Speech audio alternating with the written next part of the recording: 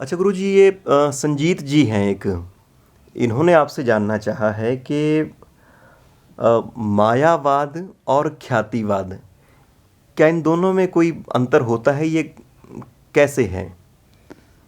मायावाद का शब्द केवल वेदांत ने प्रयोग किया है और किसी ने नहीं किया। ख्याति का शब्द सारे दर्शनों ने प्रयोग किया है। ख्याति का मतलब ये है दिखाई पड़ना। इस आदमी की ख्याति बहुत है, इसका मतलब ये संसार में बहुत अच्छा दिखाई दे रहा है।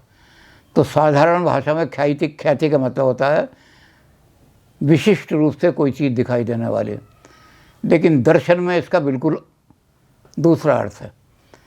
दर्शन में उन्होंने एक उदाहरण को लेकर के उसकी व्याख्या करने की जो चीज़ है उसको ख्यातिवाद कहा है।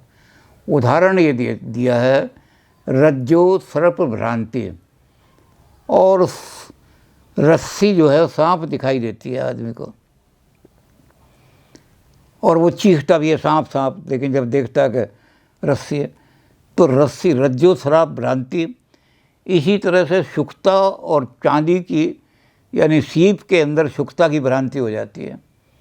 सीप हमें दिखाई दे रहा है तो बहुत सारे लोगों को लगता है चांदी ये उठा लेते हैं।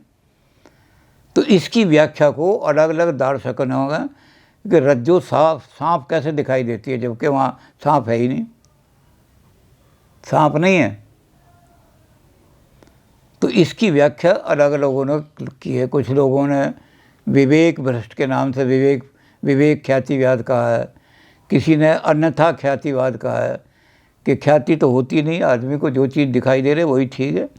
अगर अंधेरे में सांप दिखाई देता है तो सांप सत्य है, जब उजाले में।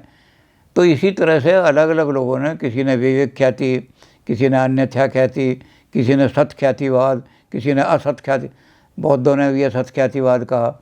तो ख्यातिवाद का मतलब ये है कि हमें वो रस्सी सांप क्यों दिखाई देती है। अब इसका जो है इलाज वेदांत ने आकर किया।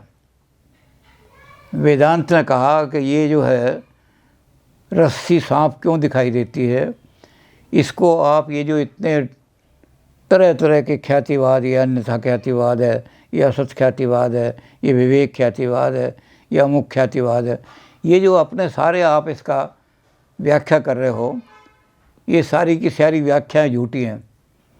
अनिर्वचनीय ख्यातिवाद है, इसको कोई एक्सप्लेन नहीं कर सकता।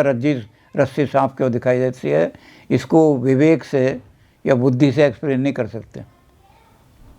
उसका उदाहरण आज के जो हैं, जो वेदांती हैं, वही कहते हैं कि ये प्रॉब्लम फिलोसफिकल प्रॉब्लम ही नहीं है। आप गणित की प्रॉब्लम को केमिस्ट्री से कैसे सॉल्व करोगे? तो ये प्रॉब्लम जो है ये साइकोलॉजिकल प्रॉब्लम है। और उसके उदाहरण ये देते हैं कि आप जब देखते हैं रेल की पटरियाँ पैरेलल जा रही हैं, और जब आप देखते हैं तो दूर से मिलती हुई दिखाई देती हैं, वो मिल रहे हैं। अब आपको फिलोसफिकली एक्सप्लेन करने लगे, ये तो साइकोलॉजिकल एक्सप्लेनेशन है। तो इन्होंने कहा अन्यथा ख्यातिवाद, इस ख्याति की कोई व्याख्या नहीं की जा सकती, क्योंकि साइकोलॉजिकल चीज़ है ख्याति, ये फिलोसफिकल ख्याति नहीं है।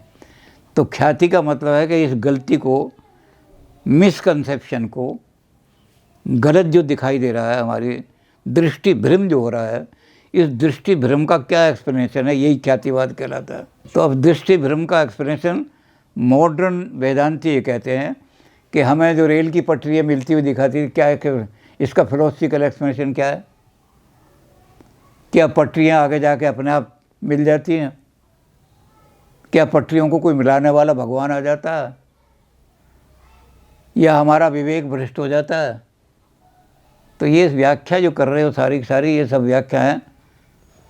सबसे बड़ी व्याख्या ये है अनिर्वचनीयवाद।